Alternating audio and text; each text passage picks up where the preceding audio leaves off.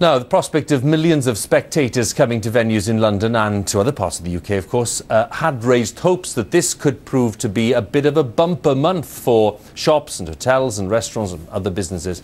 The signs so far, could change of course, are that this may not be happening, with visitors staying away from shops and tourist attractions. Our business correspondent Emma Simpson has more details. We were told to expect an extra 1 million visitors a day. Question is, where are they? This was Trafalgar Square, and tourists were also thin on the ground down there on Regent Street this morning. And they weren't exactly pouring out of here either, in the heart of the West End.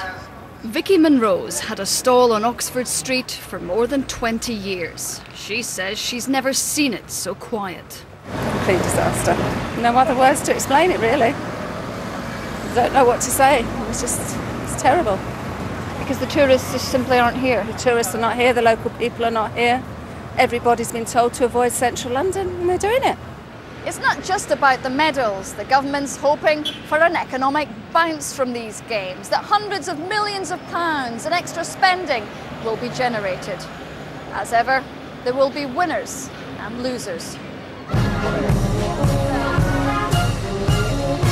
The changing of the guard was pulling in the crowds today, but not all of our leading attractions are so busy.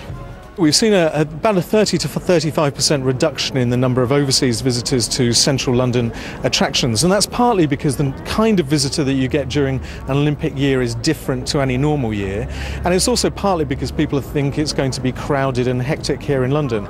But the pattern, it seems, is no different than any other Olympic Games. Athens, Beijing, Atlanta, even Barcelona saw people not arrive for the Olympic Games because they simply assumed that the city was devoted to being an Olympic city. All the warnings of travel disruption and difficulties have done their job so far. But those who may be looking for an economic boost from these games are now wondering if they've done it too well. Emma Simpson, BBC News. Well, let's have a little more on this. We're going to talk to Richard Dickinson, who's Chief Executive of the New West End Company, which represents retailers in central London. Good of you to come over to East London to talk to us, Richard. Thanks very much. And hope the view's worth it, OK? It's a great view. It's a great view. Yeah. Well, from this vantage point, then, what is your perspective on what's going on? And is it true to say that there's been a drop-off in trade? I think it's early days and it's a bit of a mixed picture. There's certainly been a different trading pattern, and this is something which we see in all Olympic cities previously and also in London. And you know, it's early days, it's 4 days in, so I think we need to take a bit more of a measured look. Certainly some of the retailers are doing well, certainly in the boutique and luxury sectors.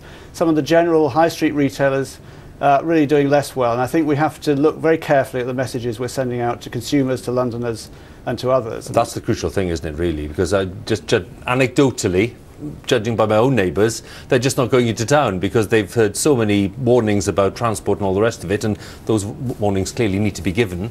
They've just stayed away.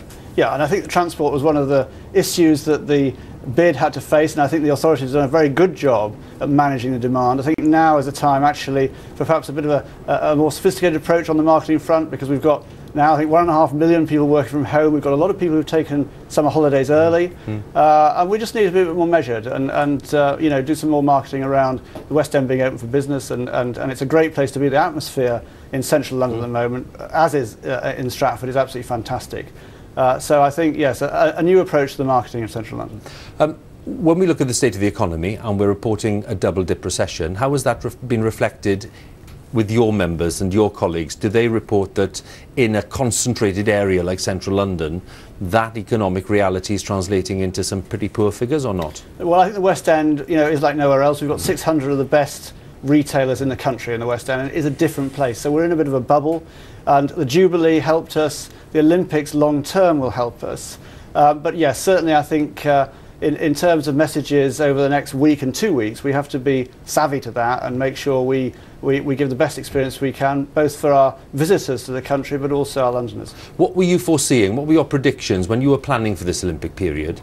And given what you've said about other Olympic cities and their experience, were you expecting to see some kind of quiet patch or not? Yes, we were, and I think that's the That's the classic case. Everybody thinks it's going to be absolutely very busy. We see the great advantage for London as the long-term legacy. So 3 and 4 years out, we will benefit from the Olympics enormously from the point of view of the PR we're getting right now, because there are 20,000 media talking about London everywhere internationally. So that's very good news.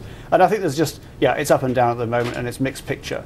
And so we have to be aware of that. And I think we're planning some very interesting events September, October time in the West End, also to welcome people back. Great to talk to you, Richard. Thanks for coming over. Thank you. Thanks very much. Richard Dickinson there.